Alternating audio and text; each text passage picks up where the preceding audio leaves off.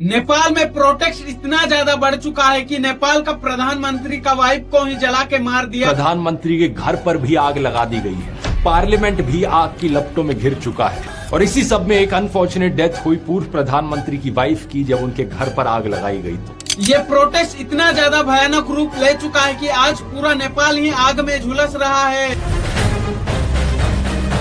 Police ने protest करने वालों को ऊपर 100 राउंड फायरिंग कर दिया, जिनका वजह से 19 बच्चों का मौत हुआ। ये भगवान क्या जुल्म है।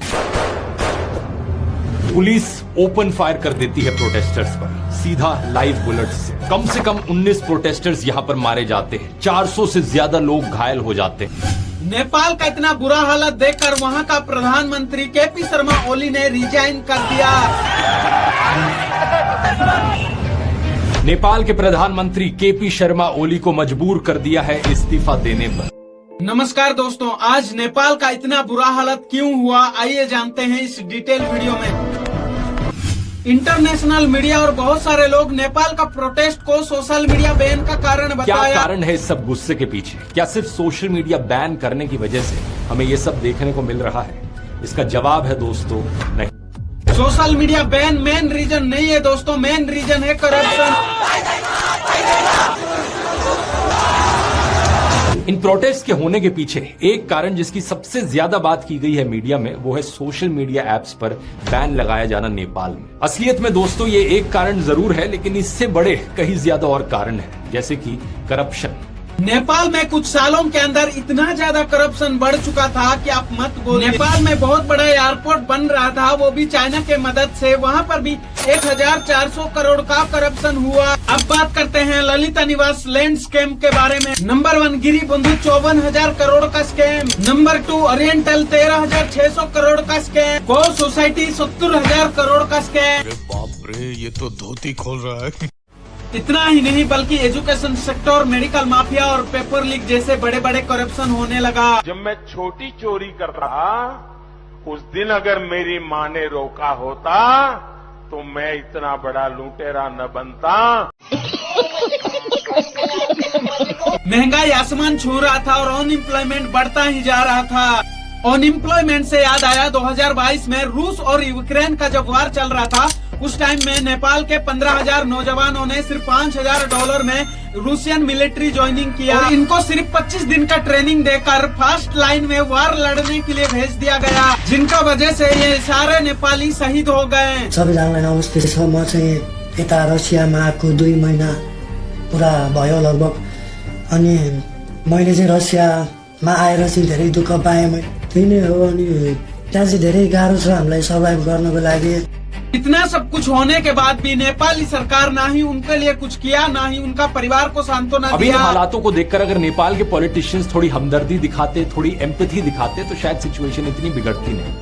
ऊपर से नेताओं का nepo kids luxurious life shop करने लगे, जैसे कि आउट ऑफ कंट्री में जाके पढ़ना, बड़े बड़े गाड़ियों में घूमना, बड़े बड़े होटल में जाके खाना खाना, गुच्ची का प्रोडक्ट यूज करना। इस तरह लग्जरियस लाइफ को सोशल मीडिया में पोस्ट करने लगे। एकातिर नेपाली नेताका छोराछोरी र नाति नातिनाहरूले कति आरामदायी जीवन बाँचिरहेका छन् भन्ने देखाउने तस्बिरहरू, जसमा उनीहरूको विदेश ट्रिप, शानदार पार्टी अनि महँगो सामानहरूको कलेक्सन देखिन्छ।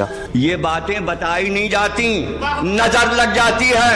ये सब कुछ नेपाल के आम जनता देखकर नेपाल की सरकार को सवाल पूछा कि एक तरफ नेपाल की आम जनता को 3 वक्त का खाना भी नसीब नहीं हो रहा है और नेताओं के बच्चे इतने अच्छे लग्जरियस लाइफ कैसे जी रहे हैं?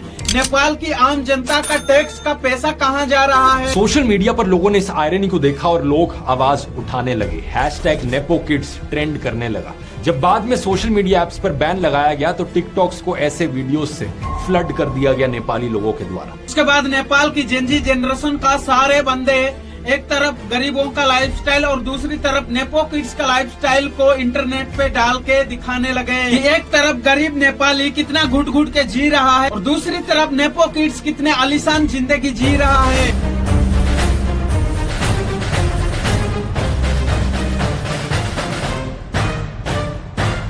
और 8 सितंबर को काठमांडू में पहली बार करप्शन के खिलाफ प्रोटेस्ट चालू हुआ। नेपाल की राजधानी काठमांडू में हजारों लोगों की भीड़ इकट्ठी हुई थी प्रोटेस्ट करने के लिए।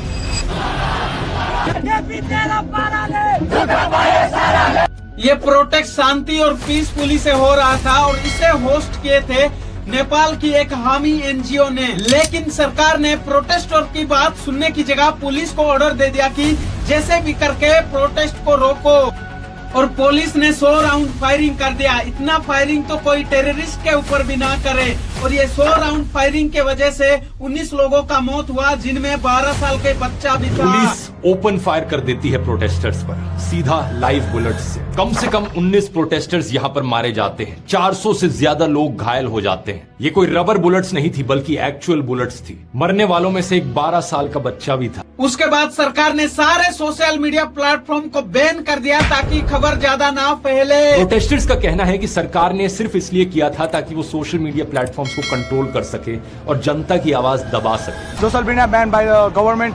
Extremely, it is against our freedom of speech, and they want to control us just like a dictator.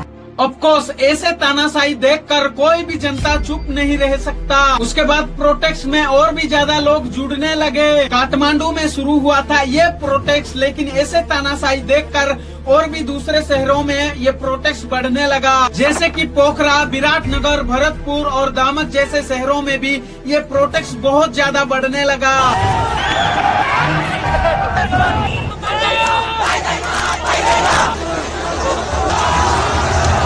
उसके बाद नेपाल की सरकार और पुलिस ने जो घिनौना हरकत किया, उसे देखकर पूरी दुनिया दंग रह गया। प्रोटेस्ट करने वालों के ऊपर इतना ज्यादा फायरिंग किया गया कि 19 लोगों का मौत और 400 लोग तो घायल हो गए। चीटिंग करता है तू, चीटिंग करता है तू।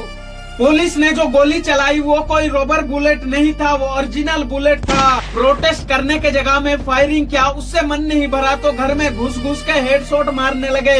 इतना ही नहीं बल्कि मंदिर और हॉस्पिटल में भी जाके लोगों को गोली मारने लगे। दोस्तों, इतना ज्यादा तानाशाही देखकर नेपाल की जनता का गुस्सा और भी ज्यादा बढ़ने लगा।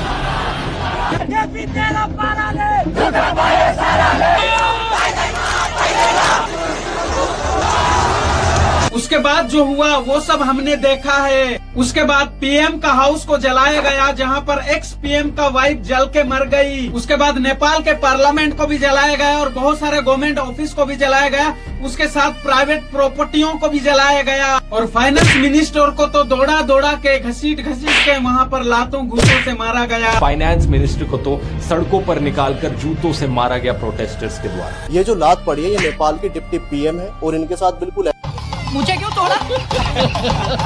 चलो उठाओ। उसके बाद बहुत सारे नेताओं को भी बुरी तरह मारा गया। सारे नेता और मंत्री मुगली की तरह हेलीकॉप्टर में झूल के देश छोड़ के भाग रहे हैं। मजबूर होकर नेपाल का पीएम केपी शर्मा ओली भी रिजाइन देकर देश छोड़ के भाग गए। में यहाँ के प्रधानमंत्री ओली जवाब देने के बजाय देश ही छोड़कर भाग गए। ये सब करप्शन करने से पहले सोच लेना चाहिए था कि ऐसा दिन भी आ सकता है। दोस्तों, नेपाल की जेनजिस तो अपना देश का करप्ट नेताओं को लात मार के भगाया। वैसे हमारा देश में भी क्या हो सकता है? जरूर हो सकता है दोस्तों। मैं लिख के देता हूँ, 1 से 2 साल के अंदर ये जरूर होगा। हमारा देश में भी पीएम ऐसे ही देश छोड़ के भागेगा। मुझे क्यों तोड़ा?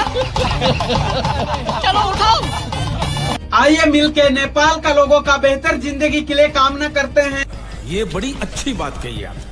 तो दोस्तों, ऐसे वीडियो बनाने के लिए बहुत मेहनत और बहुत समय लगता है, इसीलिए हमें सपोर्ट करने के लिए हमारा चैनल को सब्सक्राइब कीजिए। जय हिंद, वंदे मातरम।